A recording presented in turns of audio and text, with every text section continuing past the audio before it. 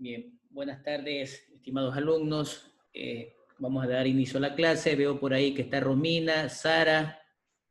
Por favor, ya no hay cómo estar como niñero, estarles indicando cómo deben renombrarse, por favor. Es apellidos y nombres. ¿Sí? Apellidos y nombres. La señorita Romina Eras y la señorita Sara Tauriz, por favor. Renombrarse correctamente inmediatamente. Caso contrario, los voy a inhabilitar, por favor. Ya estamos ya la cuarta semana y no podemos estar cada vez y cuando estar dándoles las mismas indicaciones. ¿Me está escuchando Romina y Sara? Hola.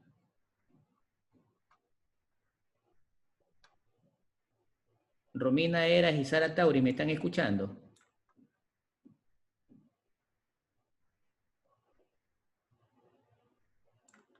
Vuelvo a reiterar, las señoritas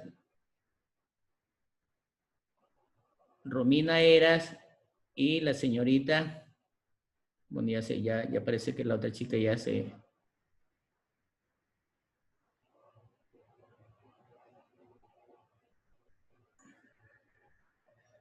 Bien. Vamos entonces a ver el día de hoy, cualquier pregunta la van haciendo a través del chat. Vamos a hablar ahora vamos a ver ahora sobre la estructura de los trabajos académicos, de los trabajos científicos. Primer objetivo es que sobre lo que vamos a ver hoy día tienen que hacer algunos trabajos, resumen, aplicación de las bibliografías, entre otras cosas. Y la segunda es que esto también les va a servir muy pronto para sus trabajos de titulación. Generalmente, pues en esta estructura vamos a ver sobre ciertos protocolos y guías estructurales que va a depender de las instituciones en que ustedes tengan que presentar su trabajo. Pues bien, normalmente la portada en los trabajos académicos es bastante formal y normalmente pues se logra trabajar a través de las normas APAS. ¿Sí? Se las logra trabajar a través de las normas APAS y entonces con las normas APAS establecidas, esta es una guía que me va a permitir trabajar de una manera ordenada, de una manera formal al respecto de mi trabajo, ¿no? En este sentido, esta portada, como ustedes verán, en ningún lado me dice que la portada de un trabajo académico debe llevar una carátula con gráficos, con logotipo. Pues si bien es cierto, va a variar dependiendo de la institución, de la revista, de la organización. Y al menos debe tener con los siguientes elementos. Debe tener un título, ¿sí? Un título del trabajo, los datos personales del autor o autores, el nombre de la institución, puede tener el curso, si es que así lo considere, nombre del tutor y una fecha en la que se está presentando el trabajo. ¿Sí? Es de la manera formal como debería realizarse, cumpliendo esos 6 parámetros. Bien. Otro de los elementos estructurales que tiene un trabajo académico es el título. El título debe ser resumido y además debe ser explícito por sí solo. Es decir, que al ver el título yo ya entienda qué es lo que se trata de hacer. Hago esta reflexión porque a veces me ha tocado ver que la persona pone el título y en el contenido pone otra cosa. Entonces hay que ser coherente. Hay que ser coherente. Bien. Entre los elementos principales como función, dice que el título me permite informar al lector y me va a dar una referencia en las bases de datos de los buscadores. Entonces, eso es algo importante. Bien. ¿Qué es lo que debe resumir en el título? Dice que no solamente debe ser cualquiera, sino debe ser un buen título y por lo general se trabaja con un título corto o un título abreviado. Bien, este título corto o título abreviado normalmente debe ser una idea principal, debe ser sencilla, debe ser breve. Realmente, pese a que la norma JAPAS dice que debe tener una extensión de máximo 12 palabras, podrían hacerse con menos palabras. Por lo menos la norma JAPA me está dando una delimitación con 12 palabras que es bastante corto, hay otros que me dan 25 o 30 palabras. Pero entre más corto en extensión de palabras sea el título, mucho mejor. El título debe tener un estilo, es decir, utilizar palabras técnicas, palabras claves que impacten al lector. Debe ser una declaración concisa del tema. Miren, ve, el tema es muy diferente al título. Son dos cosas diferentes, temas con título. Y finalmente, me debe establecer la identificación de variables, ¿sí? Es decir, las palabras claves que me enfocan la enmarcación del problema. Bien. Pasamos al tercer apartado estructural que debe tener un trabajo y es lo que normalmente conocemos como índice. Pero lo correcto sería llamarse tabla de contenidos. Tabla de contenidos. ¿Sí? La tabla de contenidos es importante para que el lector pueda rápidamente buscar con una numeración de página todos los contenidos que estamos desarrollando en el trabajo. Dice que las normas APA, pese que en algún momento dice que no lo requieren, si en el caso que es un documento corto, de 6 páginas, 8 páginas, no es necesario. Pero si ya es un documento de 20, 30 páginas, ahí sí es necesario utilizarlo. En cualquiera de las instituciones de educación superior, generalmente si es un trabajo de tesis o si es un trabajo de un proyecto de integrador, sí le van a pedir la documentación que esté con una tabla de contenidos. Perdón. Es útil cuando el trabajo es más largo, ya les indiqué, y además es preferible que en la tabla de contenidos se pongan títulos y subtítulos o títulos de primero, segundo y tercer nivel. ¿Sí? Aquí tenemos un ejemplo y además para que esta tabla de contenido me aparezca así bonito, estructurado, alineado los números y no tenga que estarlo poniendo en forma manual, puedo utilizar algunas herramientas. Tengo la herramienta del Mendeley, tengo la herramienta del Zotero, tengo la herramienta del LaTeX, entre otras herramientas a ese nivel. Y la más fácil, la más elemental, la más cotidiana es a través del Word. En el Word, cuando nosotros nos vamos en la tabla de herramientas, cuando nosotros nos vamos a la parte que dice en la pestaña herramienta que dice referencias, en la que dice referencias, una vez que yo le he ido poniendo todos los elementos, si de primero, segundo, tercer nivel, me voy a la parte que dice tabla de contenidos y ahí puedo escoger si es la tabla automática 1, tabla automática 2 o una tabla manual. Es decir, de cualquiera de los tres aspectos podemos nosotros hacer la generación de esta tabla de contenidos de manera automática y que me aparezca con estas formas de sangrías. Además, si yo sigo incrementando información, es mucho más fácil actualizar o todo el contenido o solamente la numeración de páginas, en forma automática sin necesidad de ponerla de forma manual. Si alguien tiene dudas, por favor, pregunten. Un cuarto elemento de la estructura de los trabajos académicos es el resumen, o también llamado el acta. Bien. Dice que el resumen debe ser un texto breve y claro sobre el contenido. Bien. Voy a empezar en la parte de acá abajo. ¿Sí? El resumen tiene un límite de palabras, tiene una extensión y va a depender de la institución. Puede ser desde 100 palabras hasta 500 palabras. Y además, de acuerdo al formato, también hay que ponerle las palabras claves. Las palabras claves tienen por objeto darme las directrices de los temas que voy a poner en el marco teórico. De los temas que se va a poner en el marco teórico. Bien. Entre las características que tiene un resumen es que este debe ser preciso, ¿sí? Debe permitirme que no sea evaluativo, debe ser coherente, legible, que se entienda. Y más que todo debe ser conciso, puntual, específico, concreto. Que no sea ambiguo.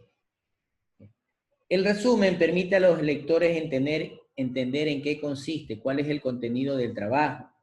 ¿Sí? Me permite escribir de tal modo que lo puedo encontrar con facilidad en las bases de datos de cualquier buscador. Es una de las partes más importantes del documento. Es lo primero que revisan los lectores. Y el extra es lo mismo que el resumen, pero es la versión en inglés del resumen en español. Y globaliza lo mismo prácticamente. Es la traducción del resumen en español al inglés. Bien. Ahí podemos observar, no sin antes indicarle un ejemplo. Aquí al final tienen algunos enlaces, en este caso 4, donde podremos ver ejemplos de resumen ejecutivo. Bien. El ejemplo yo estoy mostrando en un cuadro, pero es por cuestiones didácticas. ¿Sí? Muestro en un cuadro, pero es por cuestiones didácticas. Sin embargo, la redacción debe ser continua, no debe estar en un cuadro. ¿Sí? Continua, por ejemplo, yo aquí, miren, tengo la coma, aquí debí haber continuado y la unidad, aquí debí haber continuado con este trabajo, aquí debí haber continuado metodología. ¿Sí? Pero por cuestiones de didáctica los he puesto separados en un cuadro. ¿Por qué los he puesto por separado? Porque normalmente las partes de un resumen son las siguientes. Me debe responder normalmente a 8 preguntas. La primera pregunta que me debe responder en la redacción continua es indicar de qué trata el estudio. Luego es terminar el propósito central, escribir o indicar el contexto de la investigación, cuál es su unidad de análisis, cuáles son las variables de interés, qué se pretende resolver con la investigación y cómo contribuirá a la investigación. Y al final, pues, tendremos que poner las palabras claves, que son palabras descriptoras básicas, elementales del trabajo que deseamos presentar. Bien. ¿Alguien tiene una pregunta, por favor?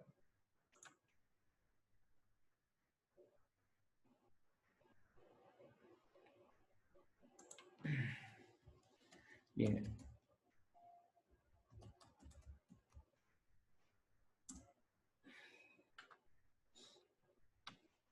¿Pregunta?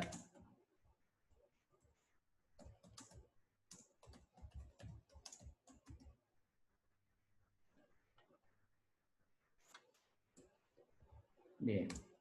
O está claro o simplemente espero que esto no estén preguntando, estas dudas de lo que estamos explicando, espero que no lo estén preguntando en las tutorías. Ingeniero, yo tengo una pregunta. Y dígame. ¿El extra es importante ponerlo en el proyecto que vamos a realizar o no? Bien. No. En uno de los apartados, si no me equivoco, en una de las tareas, ¿ya revisó usted todas las tareas que tiene que hacer? Sí, son 8, ya faltarían 7. Sí, pero ya las revisó, digo, ¿cuáles son los contenidos de los deberes? Todas no, solo las primeras partes nomás. Ya. Uno de los deberes tiene que hacer el resumen ejecutivo, el resumen. ¿Sí? Sin embargo, en la plantilla está explicado también asimismo con bastante detalle y con ejemplos. De todas maneras, aquí tienen otros ejemplos, otras guías como para que ustedes puedan desarrollar el trabajo. Bien. Bueno, no sé, yo respeto mucho, no sé cómo estudiarán, pero ya a estas alturas, al menos, todas las plantillas ya las debieron haber revisado. Ya estamos prácticamente a un mes de clases que hemos tenido y no me parece correcto que todavía no las hayan revisado. Estoy hablando de manera general, ¿no? Entonces deben darse un tiempo, ya les indiqué, no hay oportunidades de que si les falta medio punto, un punto, que me lleve otro deber o que el deber cójamelo con menos puntaje, no. Las oportunidades se las estoy dando en las actuaciones en clase, en que colaboren, interactúen. ¿Sí? Entonces, repito, uno de los deberes que deben hacer es el resumen, no me recuerdo cuál de ellos, aquí tienen las explicaciones, o sea, todas las explicaciones que yo hago están relacionadas con los deberes, ¿sí? Están relacionadas con los deberes. Bien. ¿Alguien tiene alguna otra pregunta? Bien, continuamos. El quinto apartado, o la quinta parte que tiene un documento y que es parte, en este caso, disculpen la redundancia, del resumen ejecutivo son las palabras claves, o también llamadas keywords. El keyword es lo mismo que palabras claves, pero en inglés. Bien. Las palabras claves deben enumerarse y va a depender de la institución. Y normalmente son entre 3 y 5 palabras.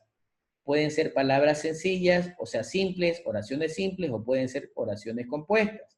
Y se las separa por el punto y coma. Se las separa por el punto y coma. Bien. Las palabras claves me ayudan cuando yo me voy al buscador y con ciertas palabras clave inmediatamente me puede encontrar o redireccionar hacia el documento que yo necesite o que me dé mejor espectro para mi contenido de la investigación. Dice que deben listarse y esto ayuda a encontrar de manera más fácil. Ya dijimos que la traducción en el español de vocabulario inglés de las palabras claves y prácticamente así es como funciona.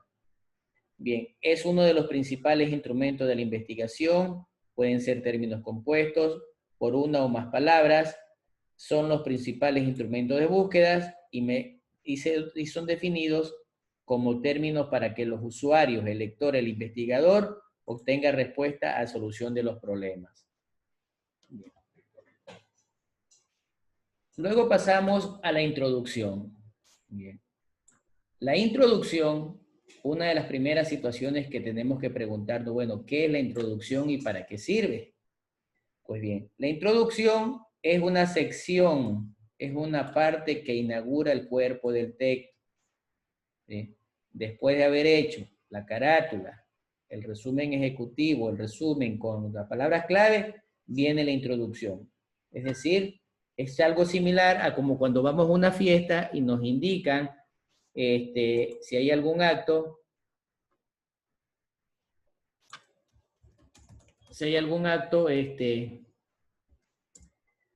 nos indica palabras de bienvenida. Algo así más o menos es la introducción. Hay muchas estructuras para realizar la introducción. Yo les recomiendo dos. La primera, que debe responder a estas 5 preguntas. ¿Sí? Que debe responder a estas 5 preguntas.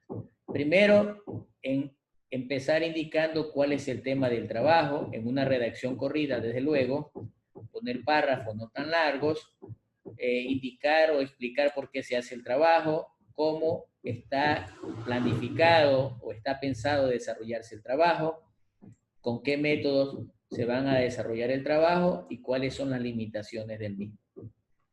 Y una segunda estructura recomendada debe responder a estas 4 interrogantes, ¿sí? Que debe describirse el tema dentro del marco del texto o contexto que se va a realizar, ¿sí? Reportar el vacío o por qué va a resolver ese problema, proponer preguntas y objetivos que guíen el texto y anticipar la organización interna del documento, es decir, indicar de cuántos capítulos está compuesto el trabajo, entre otras cosas.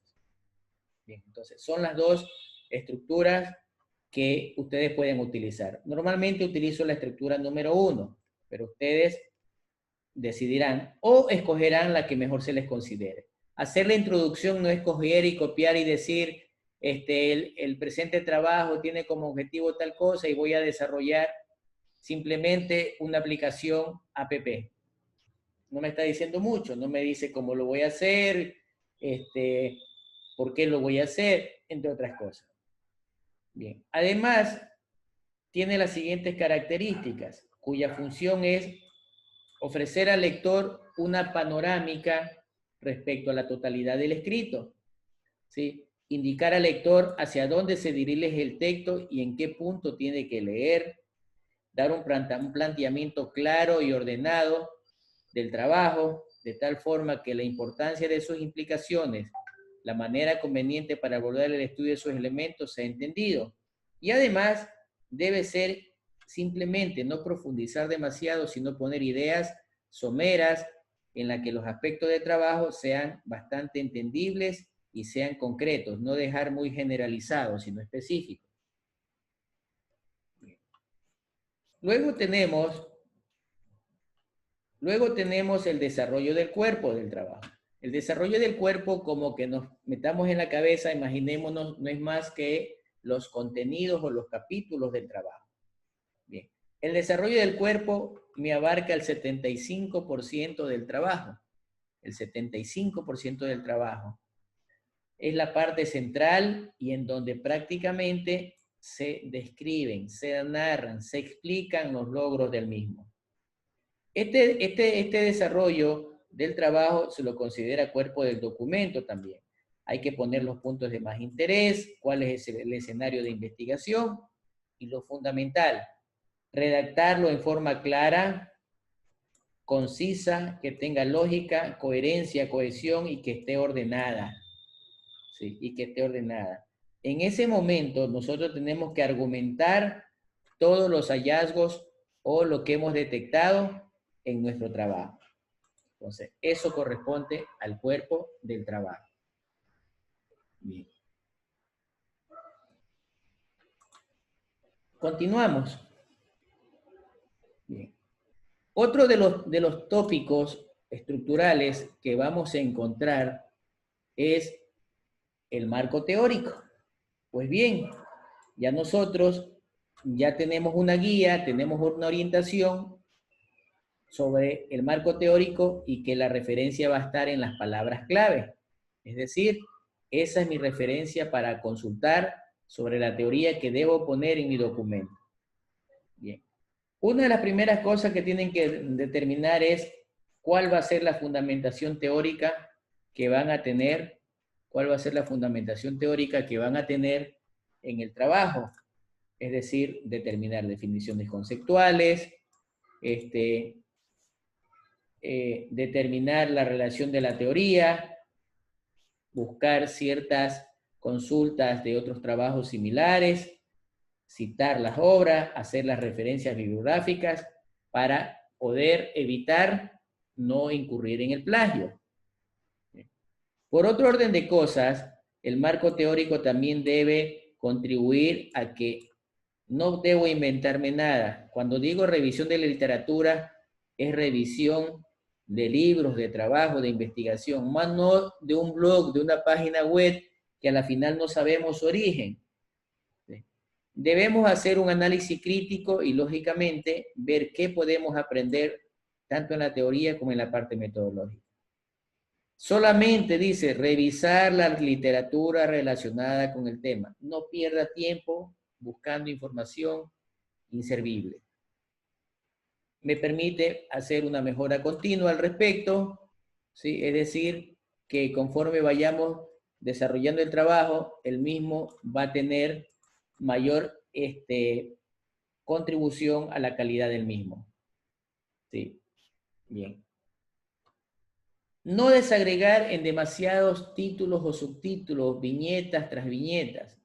Trate de evitarlas o también en lo posible, pues, hágalo de la manera más formal. Aquí tenemos el enlace de la norma JAPA donde pueden encontrar ustedes alguna referencia o ejemplos. Aquí hay dos enlaces más y vamos a darle con un ejemplo bastante práctico. Bien, imaginémonos que en X trabajo las palabras claves son gestión de proyectos, normas ISO, PMBOK, metodología, SEMPLADES. Son las palabras clave.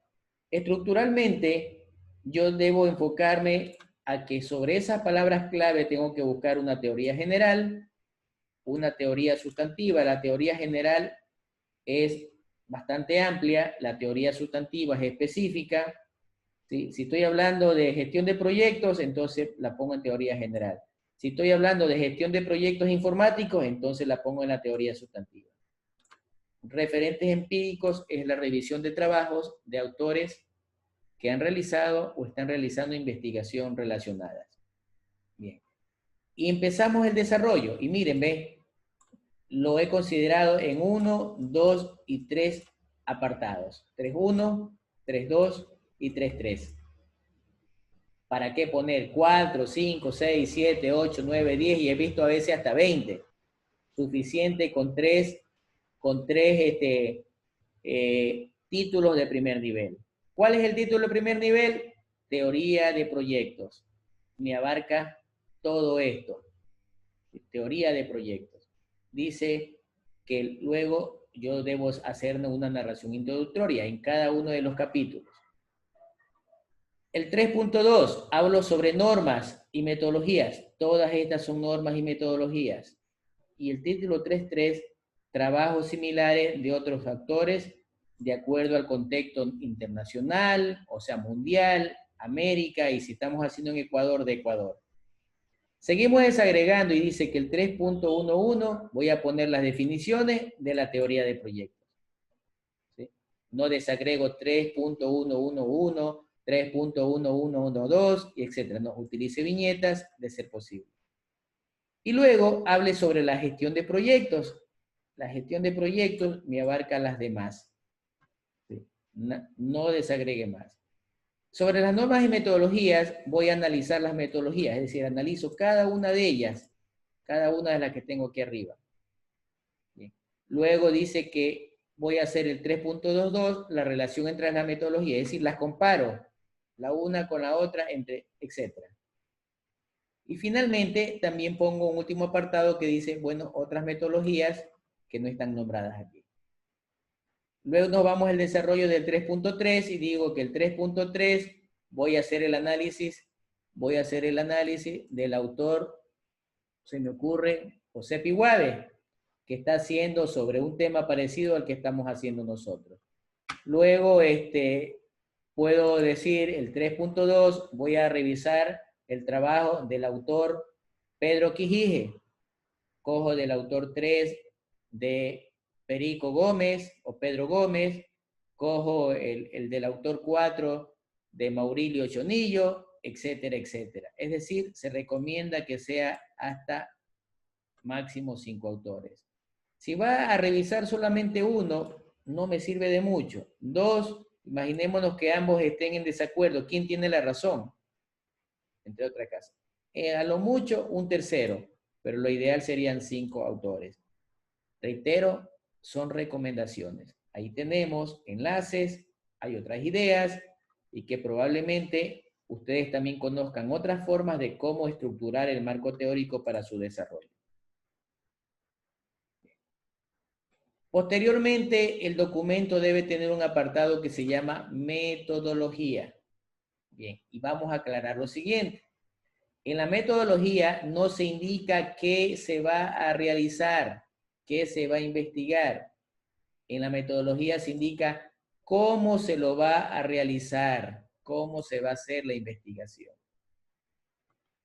Hay 2 enlaces que les permiten también de apoyo para que ustedes puedan realizar el desarrollo de una metodología.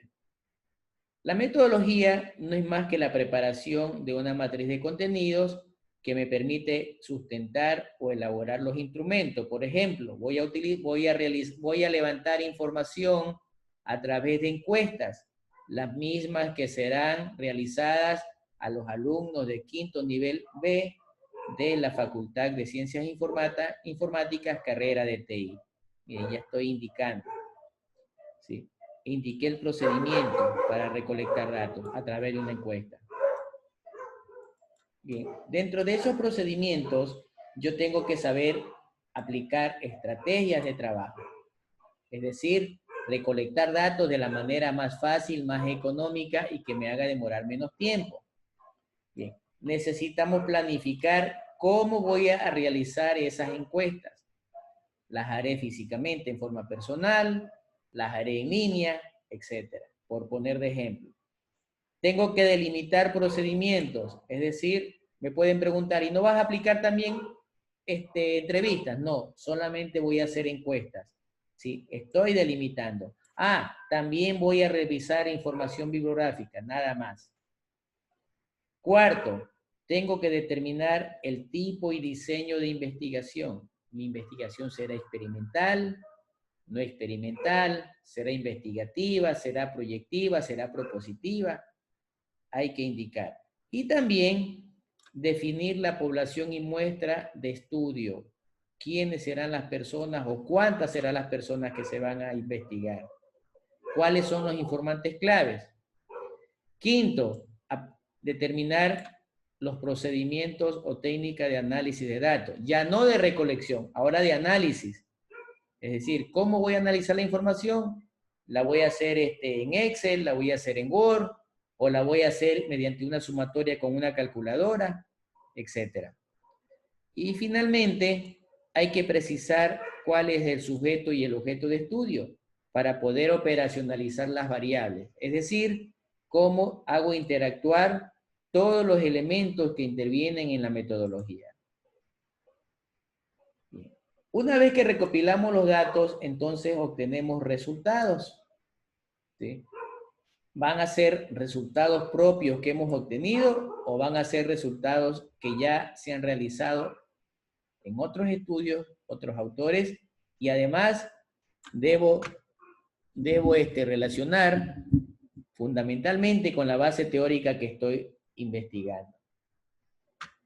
El análisis de resultado debe transmitirse a través de un informe que contenga lo siguiente. Primero, ya me está dando las orientaciones para establecer las conclusiones.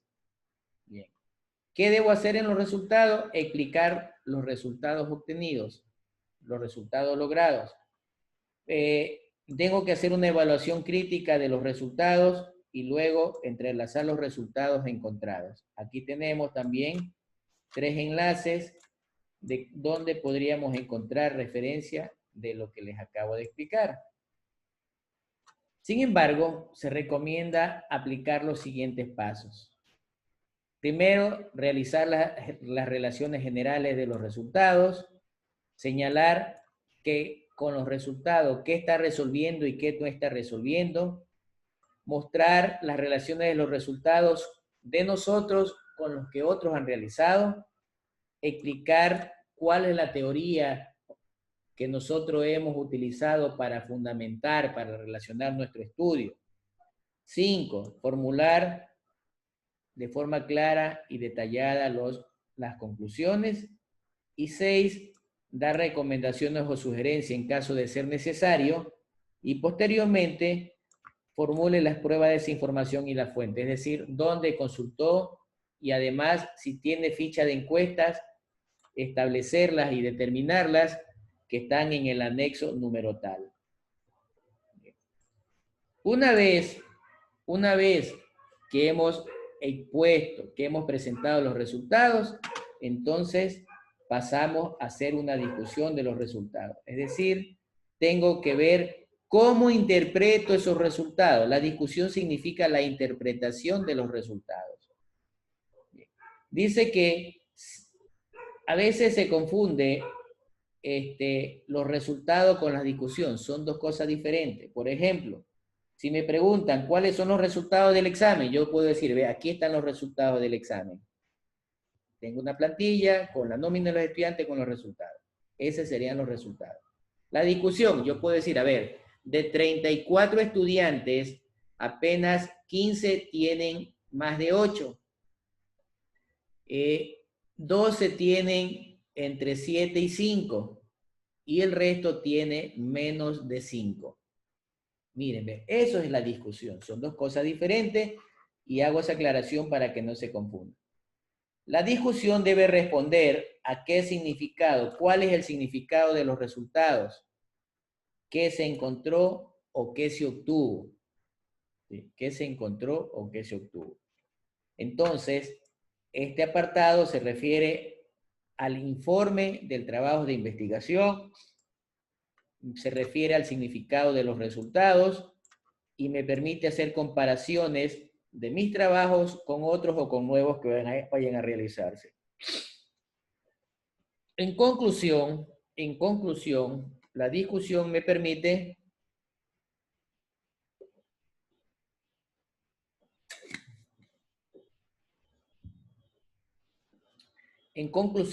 la discusión me permite determinar cuáles son los datos más importantes.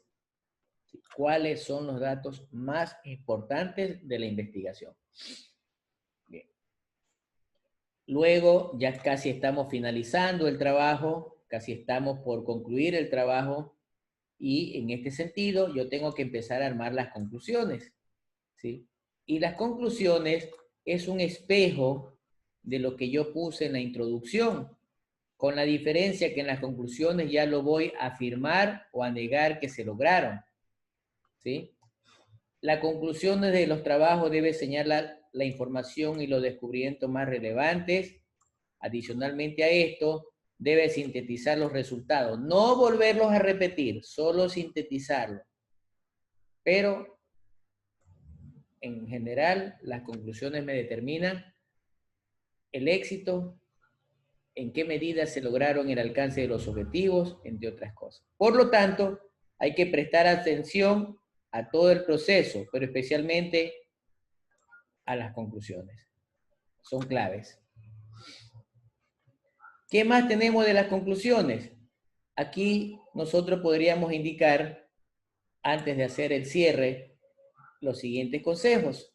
5 al menos. Tengo que empezarlas a redactar al principio. Pues bueno, hay muchos autores que dicen que las conclusiones se empiezan a hacer a lo último. Sí y no.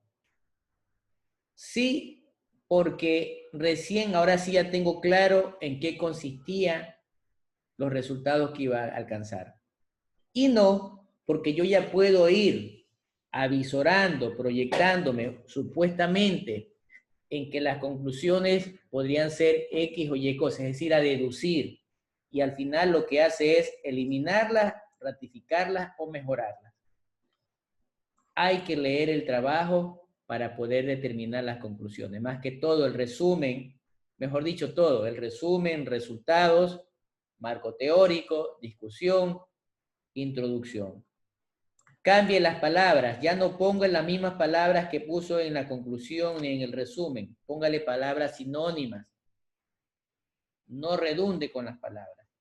Organice la estructura, es decir, trate de hacer algo más visual, algo más llamativo y menos aburrido, con las mismas fundamentación de la documentación descrita anteriormente. Y finalmente, que el acabado del documento tenga coherencia. Es decir, yo necesito que mi trabajo sea prolijo. Prolijo significa bonito, de calidad, que me refleje un documento que esté generando un aporte técnico o un aporte profesional. Entonces, debemos apuntar hacia allá. Bien. ¿Qué más tenemos? Nosotros tenemos que las conclusiones tienen variedades, al menos se identifican 3, que en las conclusiones presentamos una síntesis de lo que se planteó en todo el documento, ¿sí? Que la conclusión prácticamente me refleja como silueta de la introducción. Y además debo proyectar los resultados de una manera específica o genérica que pueda contribuir a la sociedad y la comunidad internacional. Con las conclusiones yo puedo recuperar los objetivos, es decir, reviso y voy viendo si los objetivos se cumplieron o no. Lo mismo sobre la pregunta de investigación. Sin embargo, es opcional poner de manera precisa, de manera sintética, cómo estamos aportando la investigación. E indicar si esta también se presta para que podamos indicarlas en futuras investigaciones científicas, ¿sí? Podríamos establecerla de esa manera. Bien. Luego tenemos el apartado final, que son las bibliografías o penúltimos, porque todavía tenemos los anexos o apéndices, generalmente más conocido como referencia bibliográfica o cotidianamente conocida como bibliografía. Este apartado me indica cuáles son las fuentes de consulta. Más que todo, tengo que ver que esté establecida con las normas APAS. Hay una regla que me indica cómo tengo que hacer la referencia de una cita de un autor. Y aquí tenemos un ejemplo. ¿Qué más? Dice que tengo que agregar todas las que puse en el documento, tienen que estar agregadas. O darme cuenta que en la bibliografía tengo citas, pero que no las he puesto en el documento. Debe coincidir. Si tengo 20 citas en el documento, debo tener 20 bibliografías. Posteriormente, esas referencias tienen que identificarse de fuentes oficiales que sean confiables y me permiten establecer directrices para poder redactar. También, al igual que el índice de contenidos, yo puedo utilizar Mendeley Zotero, LaTeX o el más fácil, el Word. También puedo hacerlo en el Word. Bien, ahí tienen un enlace de cómo hacer la bibliografía.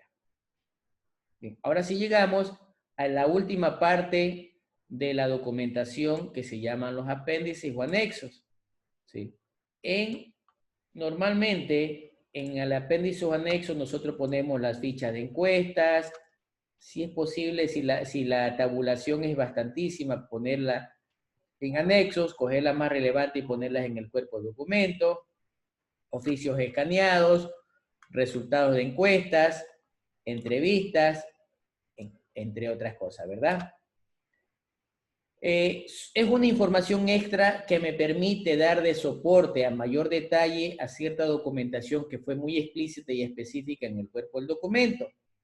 ¿Sí? Y además son necesarias agregarlas. No omitamos nada.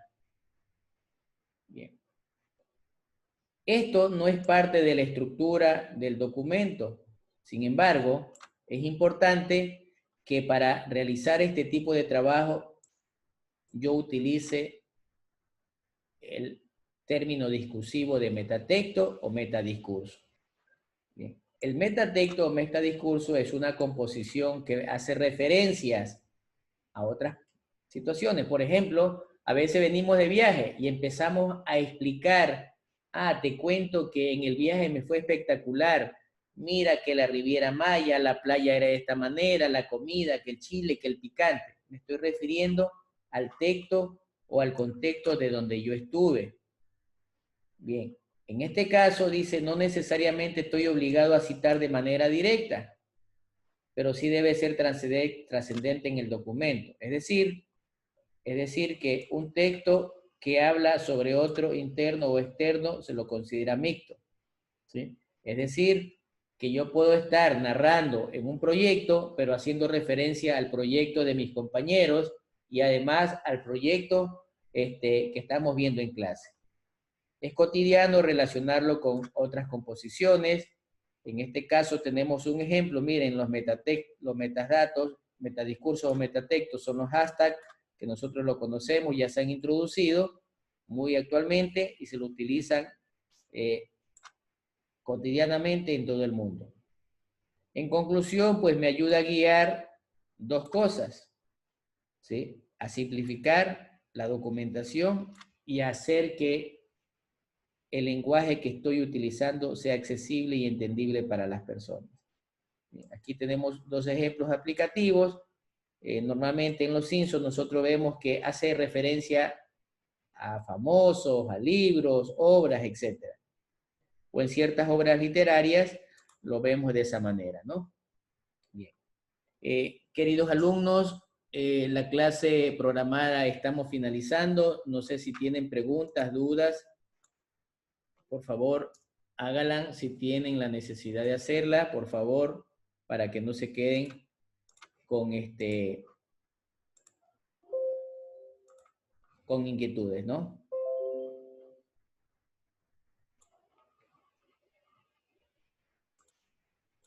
Bien. ¿Hay preguntas, jóvenes?